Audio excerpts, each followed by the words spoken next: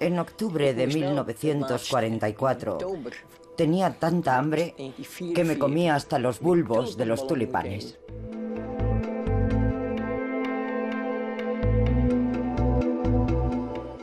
El hambre no puede afectar a los genes,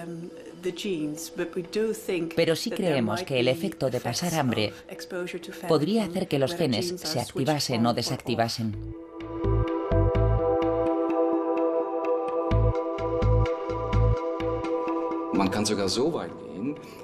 Creo que se puede afirmar que la dieta y la actividad enzimática influyen enormemente en la activación o desactivación de los genes.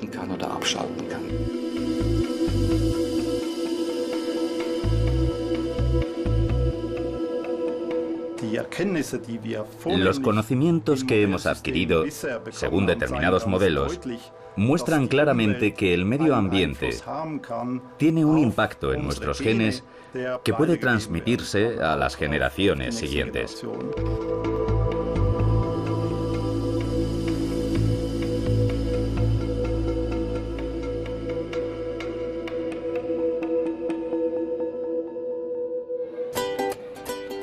Todo el mundo sabe que la comida y la bebida son necesarias para la mente y el cuerpo, pero la mayoría de nosotros no sabemos en qué medida afectan a nuestra apariencia y a nuestro comportamiento. La comida no solo nos sacia, sino que afecta a nuestros genes. Esta ciencia relativamente nueva se llama epigenética, que significa además de la genética, y estudia cómo funciona todo esto.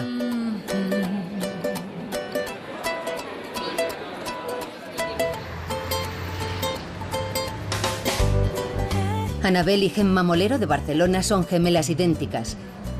Tienen exactamente los mismos genes, por eso son ideales para averiguar los cambios que los humanos experimentan durante su vida en función de sus hábitos.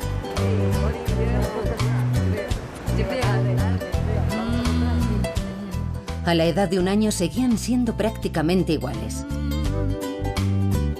Bueno, siempre cuando éramos pequeñas hemos vivido juntas en casa de los padres. Pero cuando acabamos la carrera fuimos a vivir a Inglaterra y yo estuve 1 año y ella estuvo solo 6 meses. Y luego tú te fuiste a México, estuve 4 meses viviendo en México y también ahí nos separamos. Sobre todo, bueno, prácticamente toda la vida habíamos estado juntas, pero también a partir de los 14 años, cuando ya empiezas un poco a formar tu personalidad, nos empezamos a separar en cuanto a costumbres y hábitos.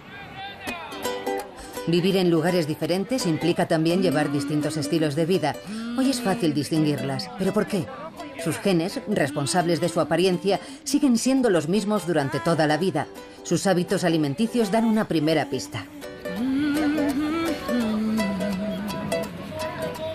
Mi alimentación realmente no está muy cuidada, no es muy saludable.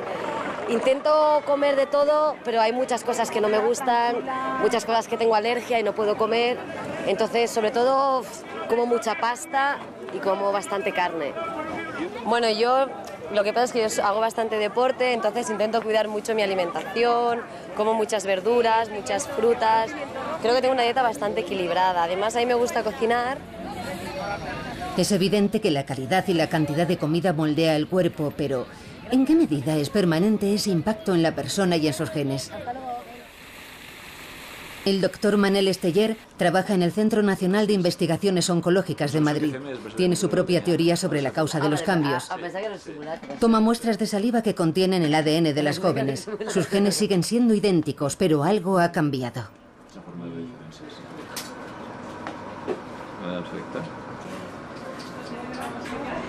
Con esto os tomaremos las huellas y sabremos si sois hermanas o no.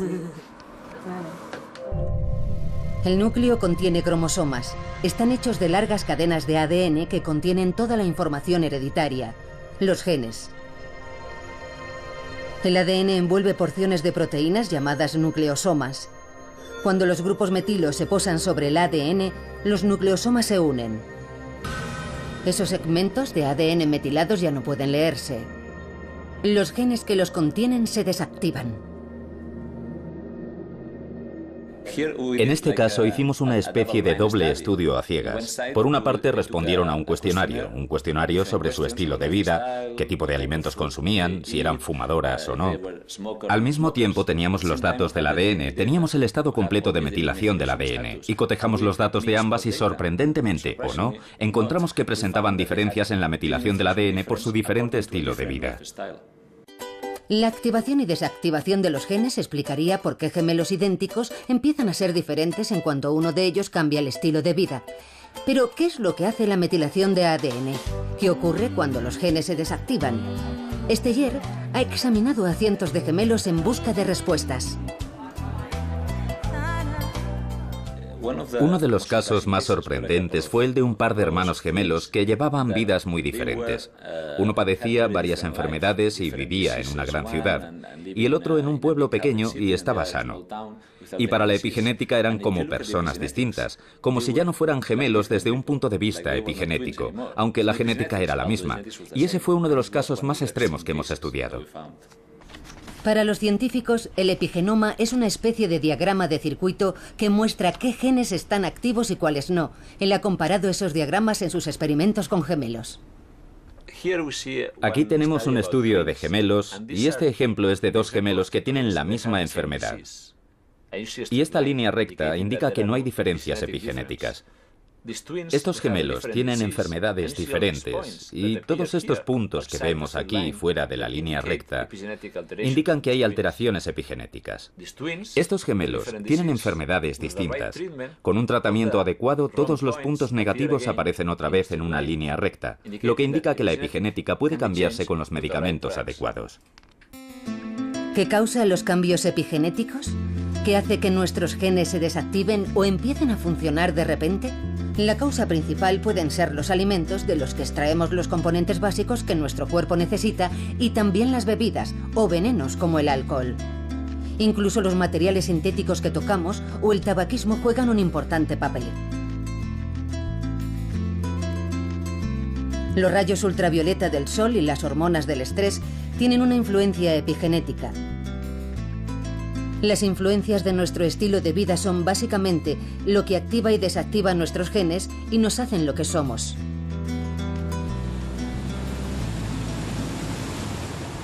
El papel crucial de la alimentación en todo esto está siendo investigado actualmente en Ámsterdam, Holanda, a través de uno de los capítulos más negros de la historia de la ciudad. En el invierno de 1944-45, las fuerzas alemanas de ocupación bloquearon el suministro de alimentos como castigo a los holandeses. De pronto se quedaron sin apenas comida. Murieron miles de personas. El bloqueo duró casi 6 meses. Los niños y las mujeres embarazadas resultaron especialmente afectados.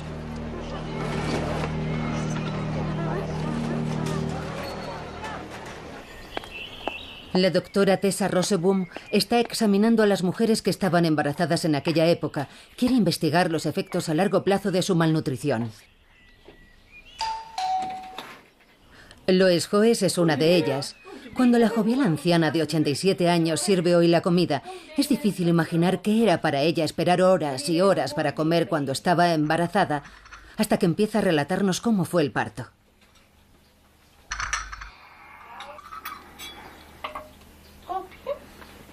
Ik denk dat we dat even kunnen laten staan. Nou, ze hebben me eerst 3 dagen op enkeld water laten liggen. Antes del alumbramiento, me envolvieron en sábanas mojadas durante 3 días, porque tenía una infección renal.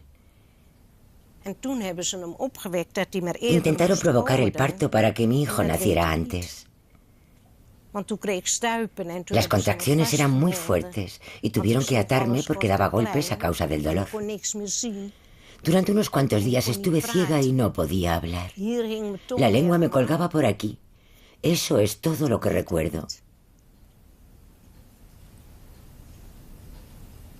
Fue horrible.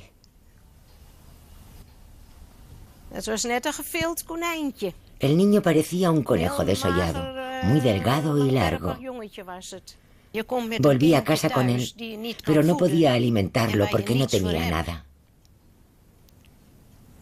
No podía salir a la calle con él, porque no tenía abrigo ni cochecito. En 1945 hizo muchísimo frío. ¿Cómo iba a cuidar de mi hijo? Nadie me ayudó.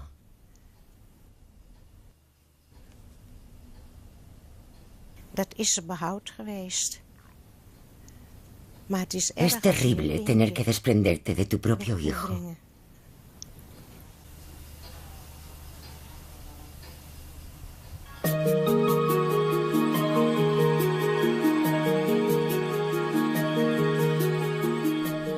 Este es el tipo de casos que llenan los archivos de su consulta.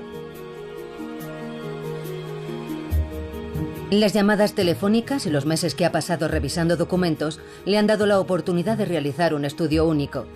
En ningún otro lugar se pueden estudiar las consecuencias de una malnutrición extrema en mujeres embarazadas y bebés neonatos durante un periodo tan prolongado como en los 6 meses que duró el bloqueo de alimentos. Cientos de mujeres de diferentes extractos sociales y sus hijos resultaron igualmente afectados. Todas dieron a luz en el Hospital Wilhelmina. Tenemos el registro de los nacimientos de niños nacidos en Ámsterdam, en el Hospital Wilhelmina, en la época de la hambruna, antes, durante y después de la hambruna, y los hemos seguido hasta la madurez. Hemos estudiado su estado de salud y los hemos comparado con quienes sufrieron hambre durante el embarazo y con los que nacieron antes o fueron concebidos después de la hambruna. Roseboom ha dado con varias generaciones de la familia Fafiani. La científica ha interrogado durante horas a madre e hija sobre el invierno de la hambruna y las décadas siguientes.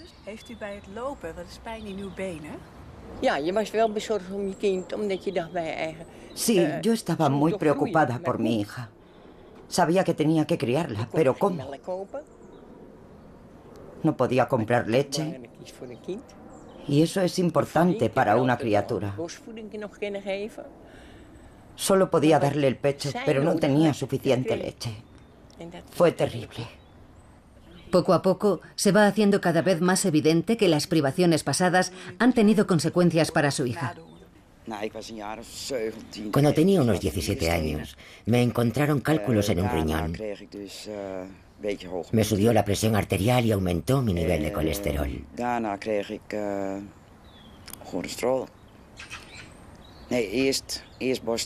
No, primero tuve cáncer de mama y luego me subió el colesterol. Toda mi vida he tenido problemas de salud.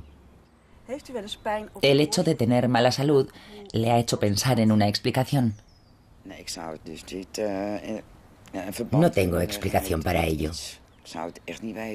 Tuvo que ser el invierno de la hambruna, porque mi hermana es unos años más joven y no tiene ningún problema.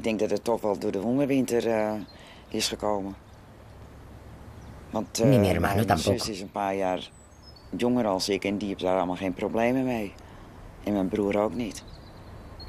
Pero yo tengo todos los problemas. Evidentemente, algo en el demacrado cuerpo de las criaturas guardó información acerca de la mala alimentación para el resto de su vida.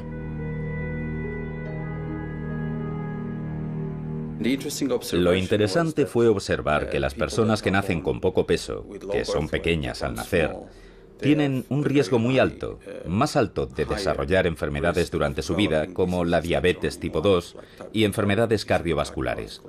A esto lo llamamos enfermedades del adulto programadas por el medio ambiente.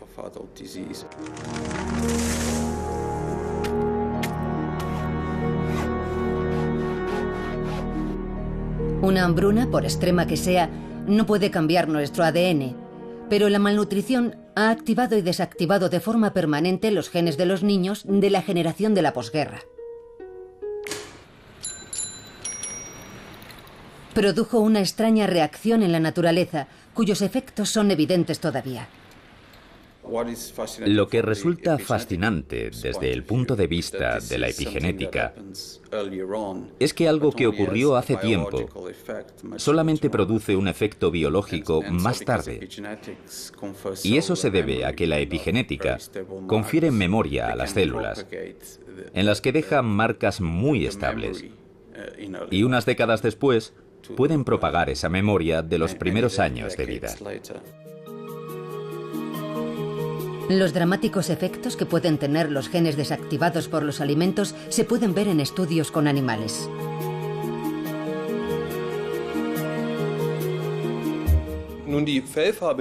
Estos animales son genéticamente idénticos, pero puedo cambiar el color de su piel si, por ejemplo, añado más productos de soja a su dieta.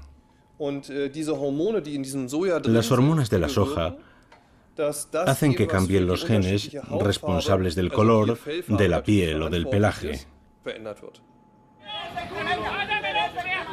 ¿Pero pueden estos resultados en los ratones ser transferidos a los humanos?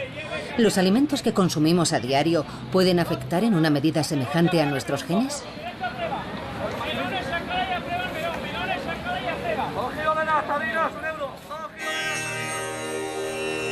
Un grupo étnico de la India meridional que no come ningún producto animal a causa de sus convicciones religiosas nos da una pista.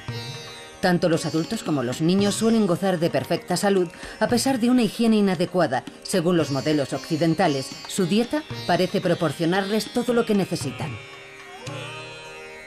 Algunas de estas familias emigraron a Europa y continuaron comiendo de la misma forma que en su país, pero muchos de ellos se enfermaron enseguida. La causa fue que las verduras, meticulosamente lavadas, no contienen la bacteria que suministra a los vegetarianos de la India la vitamina B12, importantísima epigenéticamente.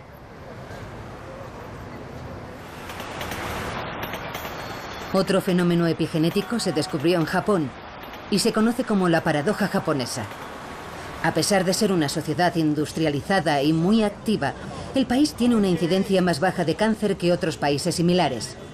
La solución al enigma era el té verde. Esta infusión está tan extendida en Japón que su consumo reduce muy significativamente la estadística de casos de cáncer. Si las hojas frescas de té se hierven en agua, se obtiene un producto químico único. Esa sustancia reactiva cierto gen que suele volverse inactivo con la edad.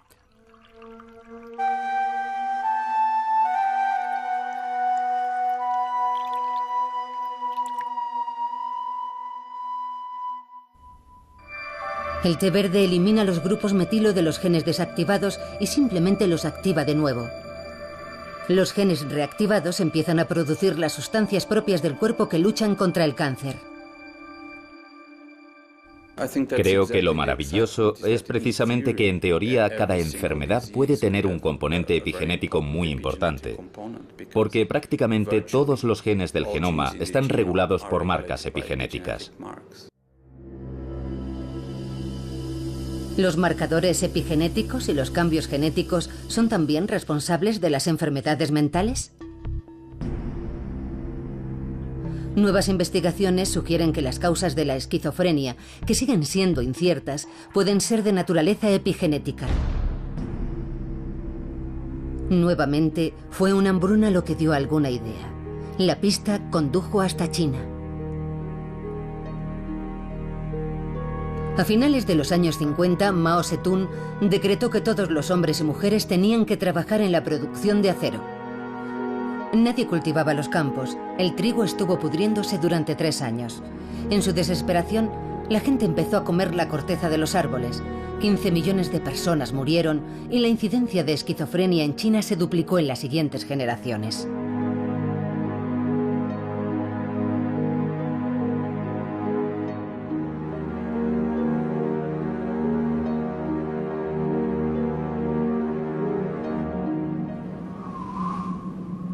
Esta situación concuerda con un estudio hecho en Dinamarca.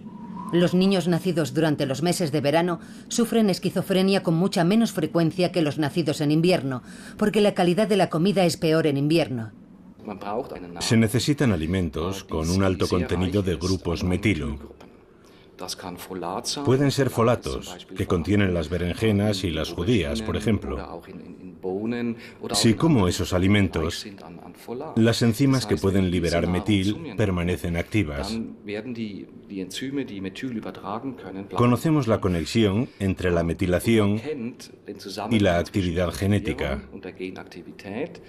Incluso podemos llegar a decir que por medio de los alimentos que consumimos podemos regular en gran medida la actividad enzimática o incluso anular o activar ciertos genes. Nuestros cuerpos renuevan constantemente sus células mediante la división celular. Ninguna parte de nuestro cuerpo tiene más de 7 años. Los materiales para esta obra de construcción de toda una vida provienen de lo que comemos. Para dividirse, las células tienen que realizar una inimaginable proeza. Nuestro ADN contiene 3.200 millones de pares de bases. Si esta división celular tarda en producirse 24 horas, nuestras células tienen que mover más de 44.000 pares de bases al lugar correcto cada segundo.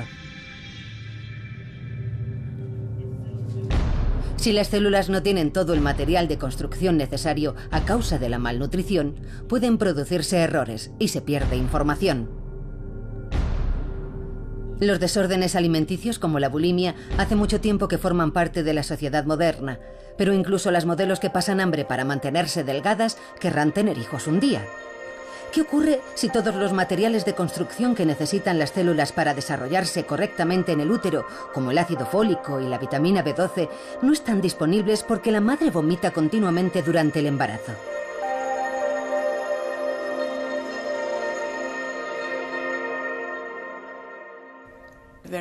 Muchas mujeres vomitan al principio del embarazo y siempre hemos pensado que no era un problema importante porque desaparece a las pocas semanas o meses. Y el bebé suele ser visto como un parásito que obtiene todo aquello que necesita. Pero este estudio ha demostrado que si existe malnutrición al principio de la gestación, aunque después no vuelva a producirse, tendrá un gran efecto en su salud. Así que actualmente estamos estudiando a mujeres que sufren de náuseas extremas y vómitos durante el principio del embarazo e intentamos averiguar si sus hijos son menos sanos. Y si es así, ¿cómo podemos ayudar a esas mujeres con una alimentación extra durante los primeros meses de la gestación?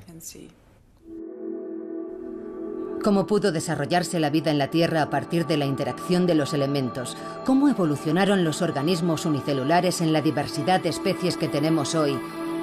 ¿Y cómo puede adaptarse la vida al peligro de los constantes y repentinos cambios? Son algunos de los grandes misterios de la vida. Mientras no tengamos las respuestas, solo podemos verlo como un milagro que hay que investigar. Las leyes de la evolución, con sus instrumentos de mutación y selección, ofrecen una explicación solo parcial a este milagro. La epigenética puede funcionar a una escala mucho más rápida, activando y desactivando genes en una sola generación. Permite respuestas más ágiles frente a los cambios ambientales. La epigenética se ha convertido rápidamente en el boom de la ciencia biológica. Por ello, los científicos de la Red de Excelencia del Epigenoma se han reunido en Madrid para intercambiar los resultados de sus últimas investigaciones. Reina un ambiente de euforia.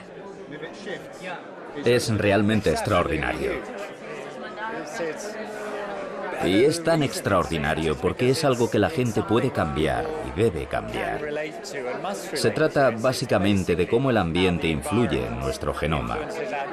Y el hecho de que el entorno ambiental influya en la forma de trabajar de nuestros genes es de vital importancia para todo el mundo.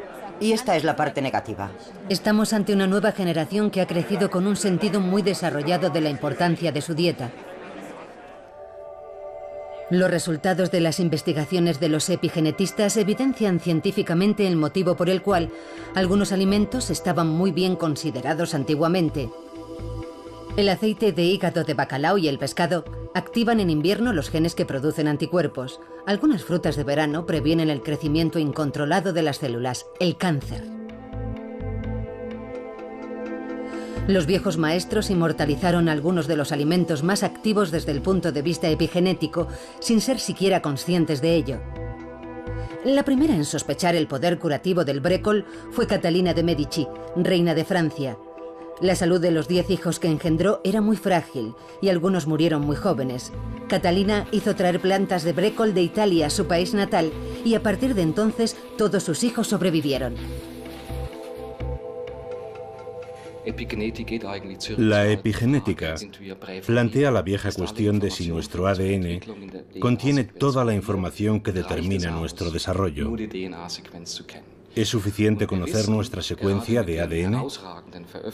Las publicaciones actuales más destacadas, como el mapa del genoma humano y algunos modelos de otros organismos, nos demuestran que conocer el ADN no es suficiente.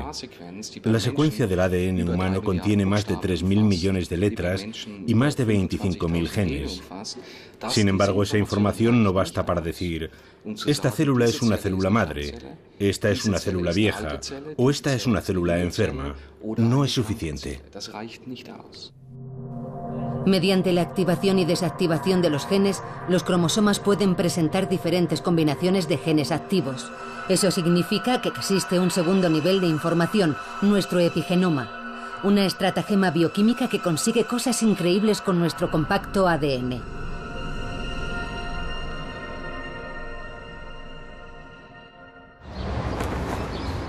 Recientemente se ha hecho un sensacional descubrimiento en Suiza que podría tener repercusiones inimaginables en la investigación. En la Universidad de Basilea, el epigenetista Renato Paro calentó a 37 grados los huevos de la mosca de la fruta.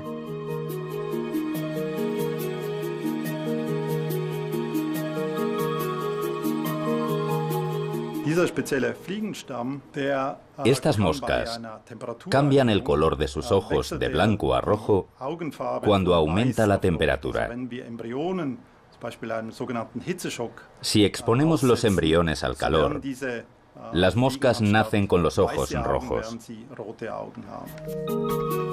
Sin embargo, el verdadero y sensacional hallazgo de Paro y sus colegas se produjo cuando inspeccionaron el color de los ojos de las crías de dichas moscas. Había ocurrido algo que supuestamente no debía ocurrir. Descubrimos que la descendencia de esas moscas también tenía los ojos rojos, aunque las crías no habían estado expuestas a factores ambientales externos, como un aumento de la temperatura. Resultó que esos rasgos podían transmitirse epigenéticamente. La herencia epigenética significa que las características adquiridas se transmiten a la siguiente generación. Esta afirmación fue ignorada durante mucho tiempo, pero ahora se ha probado en las plantas.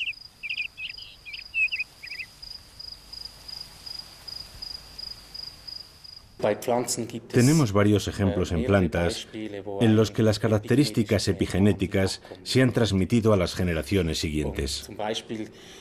Hay variaciones de color que han pasado a las semillas y a los pétalos debido a los cambios epigenéticos. Creo que la epigenética permite reacciones rápidas y si los cambios son beneficiosos para las plantas, pueden ser transmitidos. Se han descrito un buen número de procesos epigenéticos en las plantas y estamos averiguando que los mismos mecanismos funcionan en animales. La impronta genómica fue descrita en plantas a principios de la década de 1970. Y 10 años después fue hallada en ratones. Las características adquiridas pueden, por lo tanto, transmitirse. Una afirmación que fue considerada un disparate durante mucho tiempo. ¿Funciona también en los seres humanos? Creo que hay pruebas fehacientes de que existe la herencia epigenética, especialmente en respuesta a las señales ambientales. Los resultados del estudio de la doctora holandesa Tessa Roseboom sobre el invierno de la hambruna en Holanda confirman la herencia epigenética.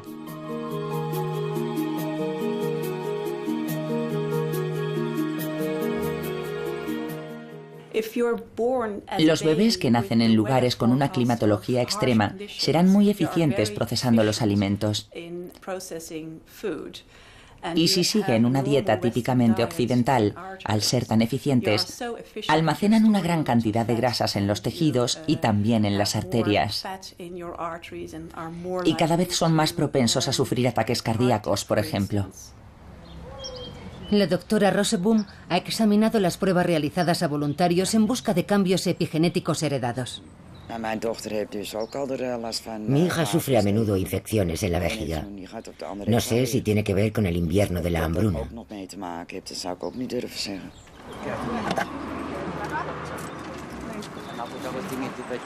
La doctora quiere comprobarlo por sí misma. Quiere conocer a la hija que trabaja en un jardín de infancia cercano. Hola. A primera vista, es una persona saludable. Al ser preguntada por la científica, habla de otros trastornos además de los problemas de vejiga. Me gusta montar a caballo, pero este año me ha salido un sarpullido. Al principio pensé que era por la paja y el heno, pero luego he averiguado que tengo alergia al polen. La hija de la señora Fafiani dice que tiene alergia. Y eso concuerda perfectamente con nuestros resultados hallados en los niños que se vieron expuestos a la hambruna mientras se encontraban en el útero de sus madres. Por lo general padecen más enfermedades y tienen una salud más precaria. Y concretamente suelen padecer a menudo alergias, exactamente como ella nos ha dicho. Eso significaría que pasamos no solo nuestros genes de generación en generación, sino también nuestra información epigenética. Un dato inquietante en algunos casos.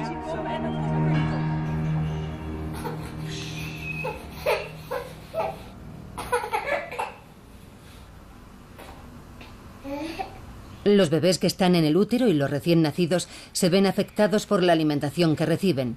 Lo que comen en los primeros meses de vida programa sus cuerpos para el resto de su existencia. No solo es importante el alimento, sino el material donde se sirve. Los biberones hechos de policarbonato contienen una sustancia que se desprende en pequeñas cantidades.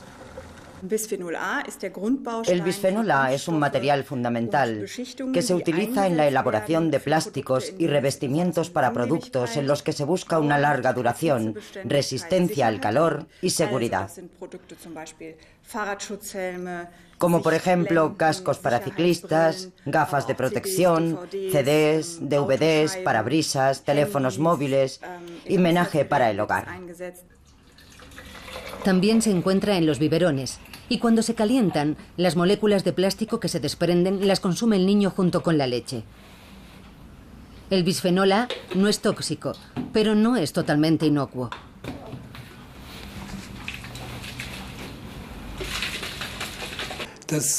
El Instituto de Evaluación de Riesgos de Alemania Federal lleva mucho tiempo estudiando el bisfenol A, ya que es un producto muy importante de la industria química. Sabemos que esta sustancia no es tóxica ni cancerígena, pero es capaz de producir efectos similares a los de las hormonas. Debido a su estructura molecular, el bisfenol A se adhiere a nuestros receptores de estrógenos. Estos receptores se vuelven entonces activos y pueden activar genes que deberían permanecer inactivos. Hay varias publicaciones científicas que indican que incluso la ingesta de minúsculas cantidades de bisfenol A puede provocar cambios en la pubertad. Por ejemplo, puede causar cambios en el crecimiento de las glándulas mamarias y en el tamaño del útero o de la vagina. Los investigadores sospechan que el bisfenol A puede incluso programar el cuerpo de las niñas para que acelere su paso a la pubertad. Hay muchas niñas que ya han desarrollado pechos y se quejan porque son demasiado jóvenes. Yo soy muy joven todavía, solo tengo 9 años.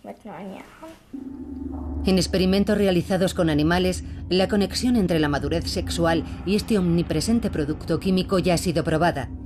Las autoridades europeas todavía no ven motivo para actuar porque consideran que no afecta a los seres humanos, a pesar de que el calentamiento continuo degrada gravemente esta sustancia y los primeros dientes hacen el resto.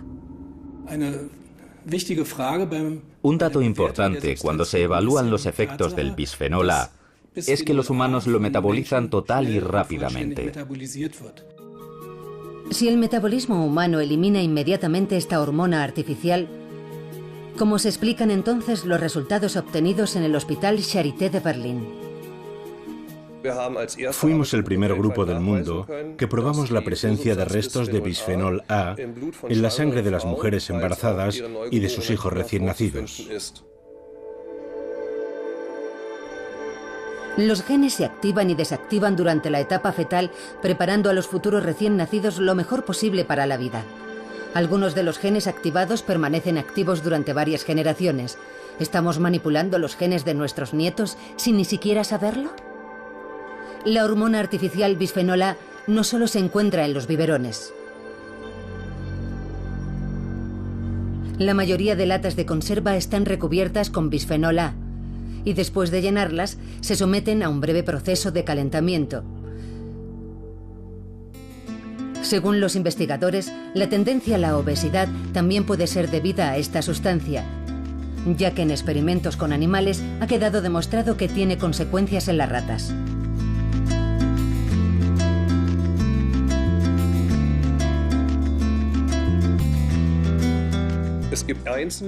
Existen estudios basados en experimentos con animales que indican que el bisfenol A puede influir en la producción de células grasas y por consiguiente en el peso. El estudio de Schoenfelder y otros 160 documentos advierten de los riesgos del bisfenol A. Las compañías fabricantes de plásticos han encargado estudios muy exhaustivos basándose en un patrón específico.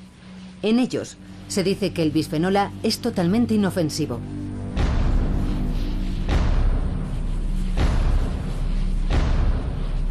Todos los estudios realizados utilizando este patrón demuestran sin lugar a dudas que esta sustancia es totalmente inocua. No hay motivos para cuestionar el uso del bisfenol A en sus actuales aplicaciones. Los productos son buenos y seguros. Otros países no creen que este material sea tan inofensivo. Canadá ha publicado un informe que dice que los plásticos que contienen bisfenol A deberían ser eliminados de las áreas en las que puedan afectar a mujeres embarazadas y a recién nacidos. Yo comparto esa decisión. Los padres que no quieren correr riesgos ya utilizan productos plásticos libres de bisfenol A o biberones de vidrio, particularmente en Estados Unidos y en Japón. Todo lo que debe haber en los biberones de los bebés es leche y no estrógenos sintéticos.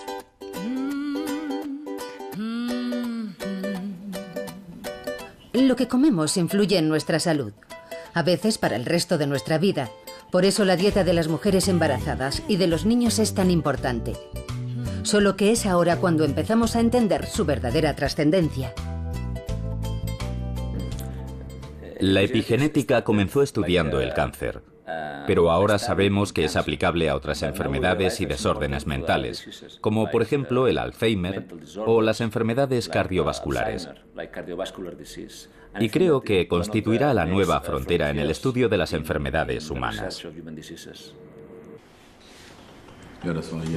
Nuestro tracto digestivo es una zona que suele verse afectada por tumores cancerosos.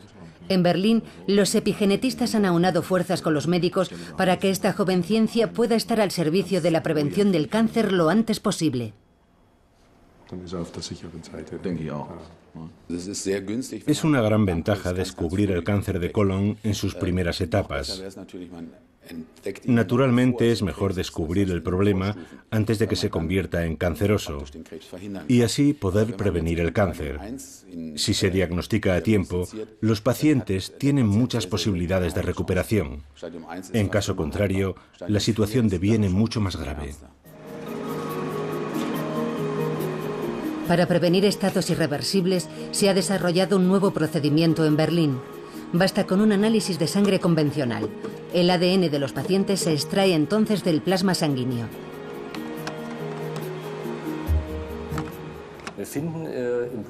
El plasma sanguíneo contiene fragmentos de ADN que proceden del tumor. Las células mueren en el tumor. El ADN se desprende y va a parar al torrente sanguíneo. Cuando analizamos una muestra de sangre, podemos detectar el ADN del tumor, pero solo porque la huella de metilo del ADN en un paciente enfermo es diferente a la huella del ADN que presenta la sangre de un paciente sano. El patrón de metilación en pacientes con cáncer es resultado de los genes que se activan o desactivan en el tumor. Si se encuentran esos patrones, la presencia del cáncer de colon es altamente probable. Aunque este método está en periodo de ensayo, las ventajas de la diagnosis epigenética son evidentes. El cáncer se puede detectar mucho antes que en las exploraciones rutinarias. La medicina epigenética podría tratar enfermedades incluso antes de que éstas se manifiesten.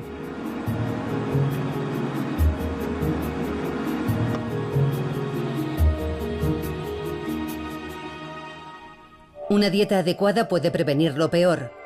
Las superestrellas de la dieta epigenética son los aguacates, el brécol y las granadas, cuyos milagrosos efectos se han probado hace mucho tiempo.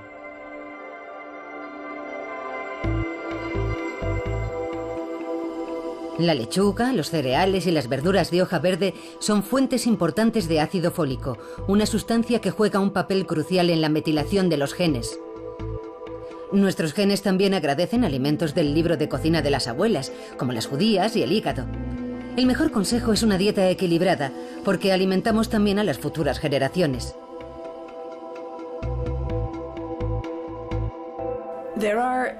Hay alimentos especialmente indicados por su relevancia durante el embarazo. Por ejemplo, el consumo de pescado azul es muy importante. Y también las verduras de hoja verde tienen una gran importancia en la dieta.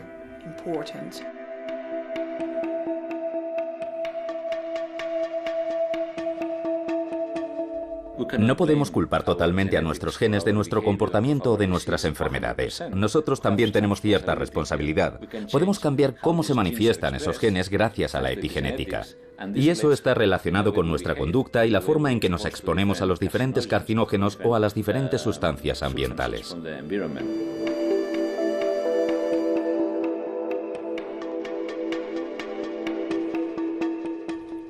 Las cuestiones relativas a la composición de nuestra dieta, el metabolismo de las vitaminas y otras cuestiones que afectan a nuestro organismo son aspectos cruciales de la epigenética.